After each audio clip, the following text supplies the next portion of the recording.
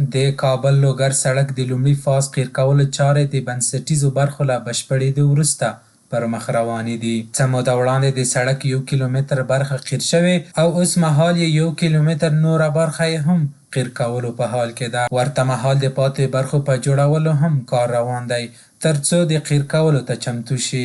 فعلا ما طبقات اساسی سرک شروع کردیم. امروز قیریزی داریم در سرک فرعی که حدود 2 کیلومتر تکمیل میشه بخش قیریزی سرک فرعی و انشالله هفته بعدی در سرک اصلی کار قیریزی را هم شروع میکنیم. د کابل ښاروالۍ د برنامه او پروژو د تنظیم ریاست د معلوماتو پر بنسټ د سړک د قیر چارې د توکو تر لابراتواري ازمایښت وروسته ترسره کیږي ترڅو د کار کیفیت تضمین شي.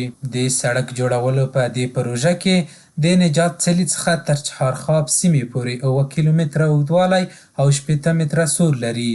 د لښتیو پلو لارو، اوبو یو نښلونکی کانال، موټرونو تمځایونه، ګلدانونو جوړول، څراغونو نصبول او د یوه معیاري سړک نور جزئیات هم پکې شامل دي. مواد ساحې ته راوړل کیږي، مخکې له دې ساحې ته راوړل شي. زموږ انجینر صاحبان د دې ټول کوالټي ټسټونه ترسره کوي او بیا وروسته د انتقال اجازه ورکوي. د کابل لوګر سړک د کابل ښار په سویلي زون کې یو له مهمو او اقتصادي دهلیزونو څخه ګڼل کیږي.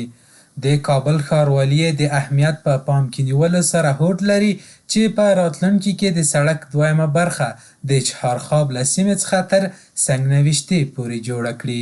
یک سرک بود رابندی بود، ازدحام موتر، ازدحام مردم، کس هم از دست باران یا که میشه کس تیر شده نمیتونسته. دیگه سپاسگزاری میکنم از شهروال، خدای را خیر بده کمی سرکا یا ما را جور میکنه. ډیر په کامیابی سره کار روان ده.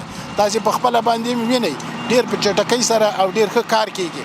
موږ په دې باندې ډیر خوشاله یو. دلته به مخکې ګردونه او سرک به خامه و، خلک ډیر په عذاب و. دا اوس دا ګردونه ورک سوي دي، نو خلک په دې باندې ډیر خوشاله دي. دا څومره خلک چې دا اوس راټول سوي دي دا د دې لپاره راټول سوي دي چې سرک باندې خوشاله دي او کار کیږي. به اندازه سهولت برای ما ایجاد میکنه به خاطر از اینکه این یک آبادی است به ملک ما، به وطن ما، به جایداد منطقه ما.